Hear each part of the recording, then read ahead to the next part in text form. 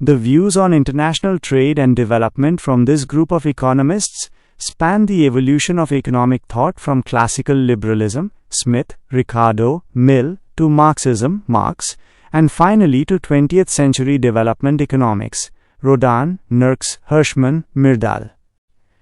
Classical economists, the case for free trade. Economist, core view on trade. Theory/concept. Adam Smith, free trade based on absolute advantage. Trade allows a country to specialize in what it produces most efficiently, cheapest, and import what is cheaper to buy, thereby increasing total world output. Absolute advantage. A country has an absolute advantage if it can produce a good more efficiently than another country. David Ricardo, free trade based on comparative advantage. Trade is beneficial even if one country has an absolute advantage in all goods. Countries should specialize in the good they produce relatively more efficiently, lower opportunity cost. Comparative advantage, the foundational principle of modern trade theory. Specialization and trade benefit all countries. John Stuart Mill, terms of trade, the price of trade. While accepting comparative advantage, Mill focused on the actual ratio at which goods are exchanged, the terms of trade, which is determined by the reciprocal demand of the trading countries. Reciprocal demand, the strength and elasticity of each country's demand for the other country's product determines the final equilibrium price of trade. Karl Marx, a tool of capitalism and exploitation. International trade, like all aspects of capitalism, is a mechanism for the exploitation of the proletariat and the expansion of the capitalist mode of production globally.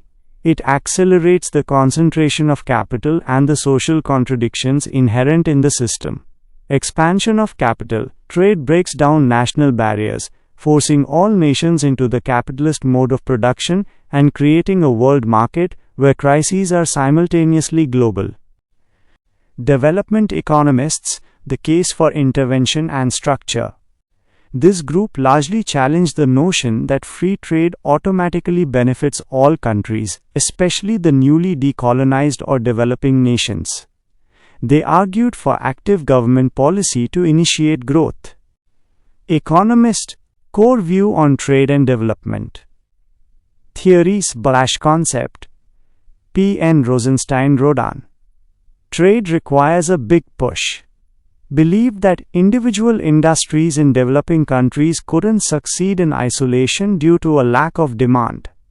Development requires a large-scale simultaneous investment across many interdependent industries to create mutual demand. Big push theory.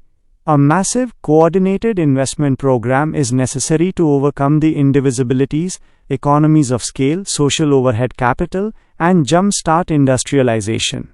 Implies a limited role for unmanaged international trade in the initial stage. Ragnar Nurkse, export pessimism and balanced growth. Believed that the pre-war role of trade as an engine of growth had ceased. Developing countries face a limited domestic market and unreliable export prospects. Therefore, they should industrialize by investing simultaneously in all sectors, including agriculture, to ensure that industries provide a market for each other's output. Balanced growth. Investment should be synchronized across sectors to create a market, breaking the vicious circle of poverty. Favored import substitution over reliance on volatile global trade. Albert O. Hirschman. Trade as a stimulant for unbalanced growth. Opposite of Nurkse. Advocated for strategic, concentrated investment in key sectors with strong linkages, backward and forward.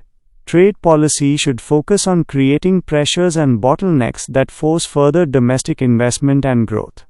Unbalanced growth, deliberate creation of disequilibrium, imbalances, through targeted investment in sectors with high linkages, e.g. steel, autos, to stimulate sequential private investment and mobilize scarce decision-making talent. Gunnar Myrdal. Free trade increases inequality. Argued that, when left to market forces, international trade tends to increase, not decrease, the economic disparities between rich and poor nations and regions. The strong attract resources from the weak. Cumulative causation. The notion that any change in the socio-economic system does not tend toward equilibrium, but instead creates circular and cumulative effects that reinforce the initial change. Backwash effects. Capital, labor, and trade flowing to the wealthy core. Dominate spread effects. Growth benefits trickling down to the periphery.